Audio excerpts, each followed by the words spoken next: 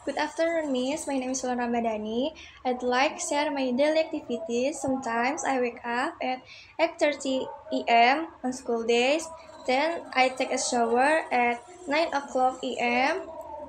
Then I have breakfast at 9:20 a.m. After breakfast, I take my little sister to school at 9:25 a.m.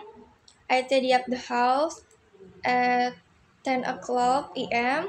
I get ready for school at 11:30 p.m.